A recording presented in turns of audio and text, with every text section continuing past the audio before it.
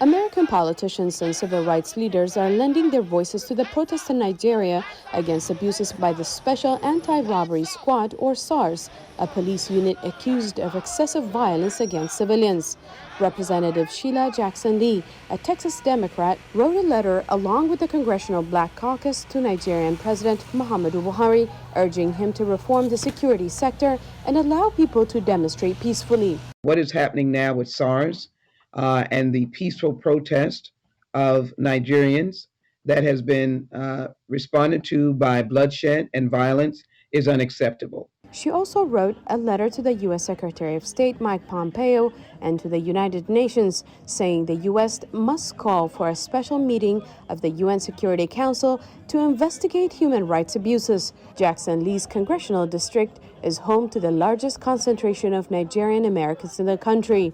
We want the United States to take a firm stand with President Buhari against this violence and to recognize that people who protest have a right to do so without violence. And they particularly have a right to be able to utilize their streets in free expression of their voice. The SARS protests began this month following the release of a video showing officers killing a man who was dragged out of a hotel. Nigerians began sharing other videos showing abuse and extrajudicial killings, leading to growing outrage and widespread demonstrations. The Nigerian government announced the dissolution of the unit, but protests have continued, and recently security forces opened fire on protesters in Lagos's Lekki Toll Gate Plaza, killing at least 12 people, according to Amnesty International. Opeyemi Temeti, an American human rights activist and co-founder of the Black Lives Matter movement, has particularly close connection to the protests since her parents are Nigerian. She sees parallels between what is happening there and the BLM movement that swept the U.S. Those types of injustices that are taking place in Nigeria are also linked to the struggles that we have in different parts of the world.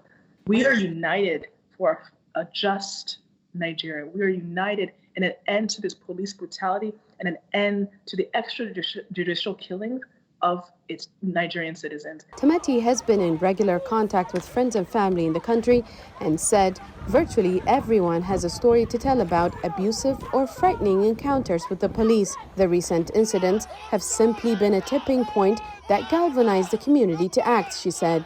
And I think what we're seeing now is a courageous movement that has risen up, that has said enough is enough. They're tired, especially in the midst of this time where we are in a global pandemic. People are already living on the brink. Jackson Lee has heard similar stories from her constituents. She recently marched with them at the Mickey Leland Federal Building in Houston and invited them to her district office to share their concerns.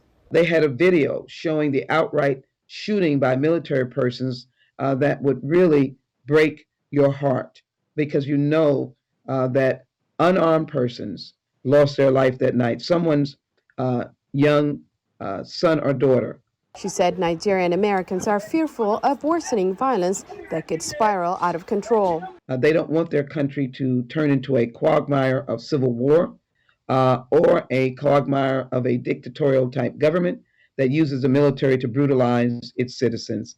They want the Nigeria that they love, and they want the Nigeria that has the capacity to be a democratic, free, safe, and nonviolent community. Rights groups said they have documented extensive abuse during the crackdowns against protesters. Adote Akwe is the managing director for government relations at Amnesty International USA. He told VOA that there is evidence that actions by security forces had been planned. Amnesty International also said at least 56 people have been killed over the past 2 weeks in protests. In Al-Wasa, we found that there was credible evidence that there was efforts to shut off short-circuit TV that would have monitored how the police behaved, which indicates that they were planning a very brutal crackdown, and that's unfortunately what happened. He urged the Nigerian government to exercise restraint. So we continue to stick with the calls for the Nigerian government to respect the right to nonviolent protest, respect the individual rights of the protesters, for the protesters who've been arrested to be released, and also, of course, for the Nigerian government to engage in genuine, comprehensive security sector reform and accountability for the SARS unit members. Salem Solomon, VOA News, Washington.